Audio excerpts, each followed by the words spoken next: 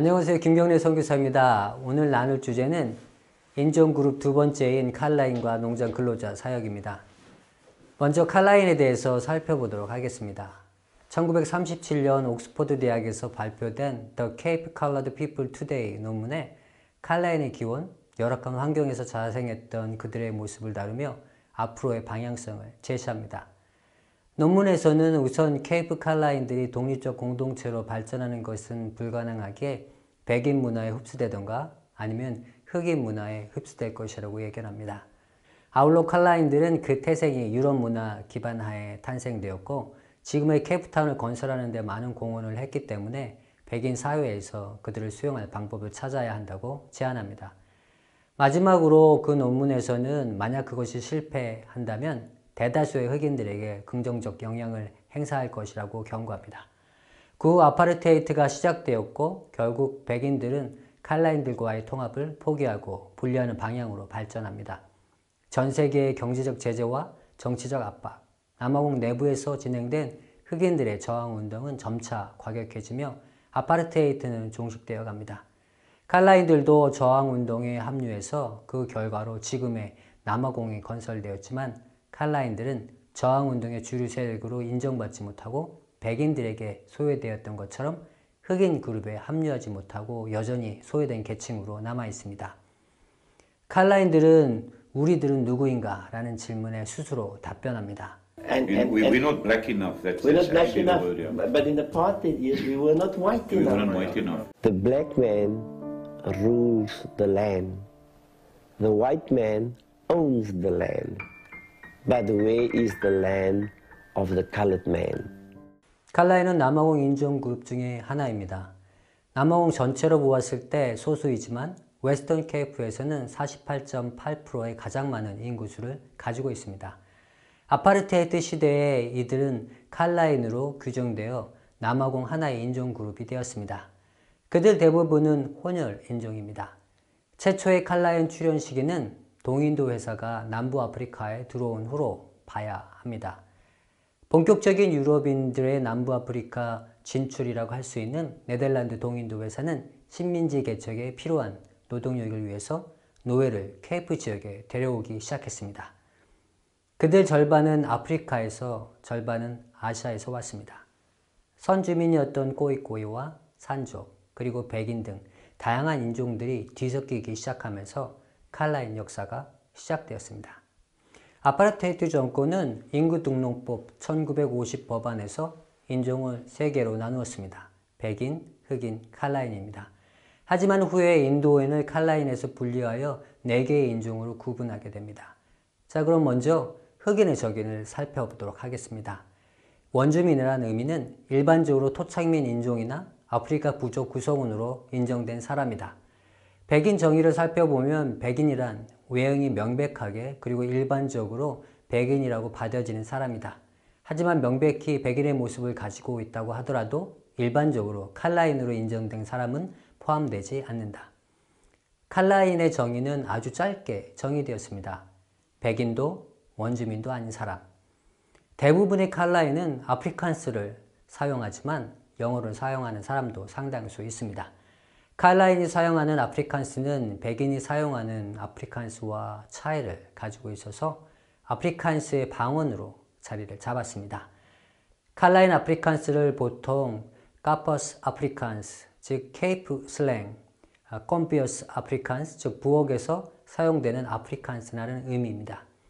이것은 주방에서 일을 하는 노예나 하인들의 언어라는 의미로 칼라인의 기원을 유추해 볼 수 있습니다. 칼라인의 기원을 보기 위해서 남아공 노예 역사를 살펴보도록 하겠습니다. 1658년 3월에 노예선 아마스 푸어르트가 케이프에 도착합니다. 그 배 안에는 앙골라 흑인 노예가 174명이 있었습니다. 그 중에 남자 38명, 여자 37명만 케이프에 내려놓고 나머지는 자카르타로 보내집니다. 그들을 시작으로 남아공 노예 역사가 시작되었습니다. 이 노예 역사는 1834년 노예 제도가 폐지되기 전까지 지속되었습니다. 1658년부터 1834년까지 6만 3천 명의 노예들이 케이프에 끌려왔습니다. 그 중에 51.5%는 아프리카에서 48.5%는 아시아에서 왔습니다. 아시아인 노예 대부분은 인도, 방글라데시아, 인도네시아, 말레이시아 출신입니다. 케이프 지역에 도착한 노예들은 새로운 이름이 주어졌습니다. 초기 노예들은 성경에 나와 있는 이름으로 성이 주어졌는데 아담, 데이빗, 제이콥스, 피터 등의 성이 있습니다. 후기에 노예 수가 점점 증가하면서 노예선이 도착한 달을 기준으로 성을 만들어 주었습니다.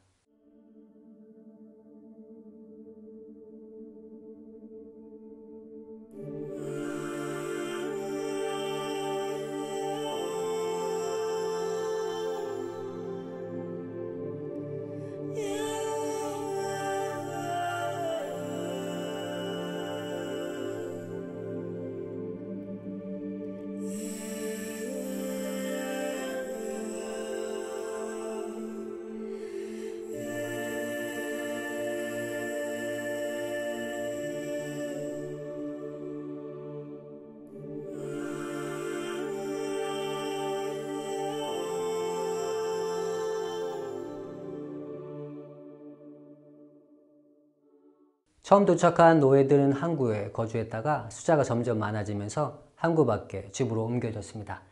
하지만 숫자가 더 늘어나면서 1660년에 슬레이브 로지를 컴퍼니 가든 옆에 만듭니다.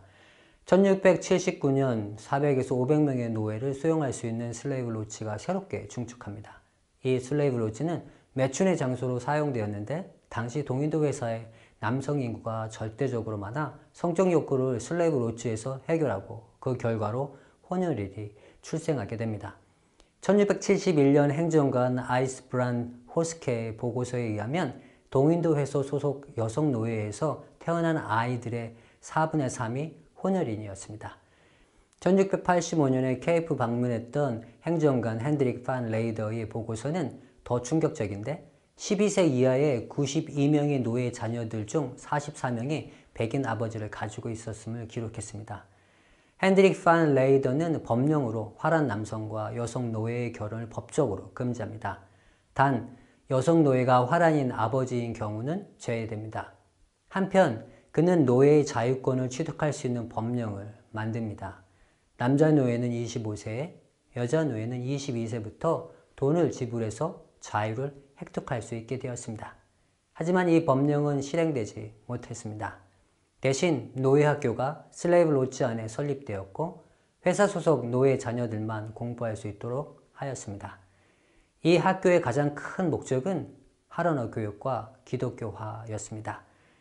이것이 나중에 칼라인들이 아프리칸스를 쓰고 기독교를 받아들이는 기초가 되었습니다. 특별히 말레이시아와 인도네시아에서 끌려온 많은 사람들은 기술을 가지고 있었습니다. 은가공업자, 모자기술자, 신발기술자, 옷 만드는 기술자, 석공, 가수였습니다. 일부는 네덜란드 제국주의에 맞서 싸웠던 이슬람 종교 지도자들도 있습니다. 이들의 후예들이 지금의 케이프 말레이라고 불리우는 사람들입니다. 그들 대부분의 종교는 이슬람입니다. 이들은 자신을 케이프 말레이로 불려지기보다는 케이프 무슬림으로 불려지기를 선호합니다. 인도네시아와 말레이시아에서 노예로 끌려온 이들은 지금의 그린포인트와 복합에 정착했습니다. 그린포인트는 반항하는 노예들을 처형했던 곳이기도 합니다. 그린포인트에서 드 바털칸트에 거주했던 사람들은 1950년 시행되었던 집단 지역법에 의해서 케이프타운 밖으로 옮겨야만 했습니다. 복합은 여전히 케이프 말레이 전통 가옥들이 많이 남아있는 곳입니다. 복합에서부터 데블스피크까지 케이프 말레이의 정착지가 되었습니다. 노예병이 있은 직후 1840년에 그 지역의 최초로 칼라드 말레이 자치구가 만들어졌습니다. 많은 노예들이 그쪽으로 이주와 그 지역은 확장되었고 그곳이 지금의 디스트릭트 6입니다. 디스트릭트 6는 1966년 백인 거주 지역으로 지정되면서 거주했던 많은 사람들이 칼라인 구역으로 지정된 케이프 플랫으로 옮겨야만 했습니다. 아파르테하이트 시대 때 아이디북을 보면 칼라인을 7개 그룹으로 더 나누어 표기했습니다. 그리과 케이프 말레이, 케이프 칼라드, 중국인, 인도인, 다른 칼라인, 다른 아시아인. 그 중에 그리코아인은 자신의 정체성을 꼬이꼬이에서 찾습니다. 그리코아인은 대부분 꼬이꼬이와 유럽인 사이의 혼혈인 그리고 노예로 구성되어 있습니다. 그들의 시작은 노예였던 아담 콕으로부터 시작되었습니다. 아담 콕은 자유인이 된 노예로 꼬이꼬이 추장의 딸과 결혼을 합니다. 1750년대 그는 피켓버그에서 남아카랜드로 이동합니다. 1790년 아담 콕의 아들 코넬리우스 콕의 주도로 식민지를 떠나 오렌지강 부근의 클라르바트로 이동합니다. 지금의 서그리과 랜드입니다. 1801년 런던 선교회 윌리엄 앤더슨은 그리과에 선교기지를 세워 그들을 위해 사역을 했습니다. 1799년부터 1802년에 있었던 고사족과 케이프 식민지 전쟁에 꼬이꼬이들도 가담을 합니다. 그러나 실패로 끝나게 되었고 1804년 큰 무리의 꼬이산들과 도망친 노예들, 혼혈이들 중 케이프 식민 사회에 적응하기 힘든 사람들이 서그리과랜드로 몰려듭니다. 1813년에 윌리엄 앤더슨의 도움으로 그리과인들만의 정치적 자치를 허락받습니다. 주수장을 카프테인이라고 불렀습니다. 1826년에 케이프 식민 정부는 그리과 자치주 수장으로 아담 콕 2세를 승인해주며 케이프 식민지의 자치주로 인정합니다. 1861년 영국 정부는 그리과인들에게 동쪽으로 이주하도록 압력을 행사합니다. 아담 콕 3세의 주도하에 동쪽으로 이동해 1863년 현재 더반 근처인 그리과 이스트에 정착해서 그리과라는 인종 그룹으로 자리를 잡습니다. 그 후에 꾸아줄루 나탈 지역에도 소수의 칼라인들이 살고 있으며 칼라인으로 분류된 사람들 사이에 광산 노동자로 끌려왔던 중국인, 더반의 사탕수수 노동자로 들어온 인도인 등 아시아인들도 포함되어 있습니다. 이처럼 칼라인들은 다양한 사람들이 포함된 인종 그룹입니다. 그러다 보니 모두를 통합할 뚜렷한 정체성과 문화유산을 가지고 있지 않습니다.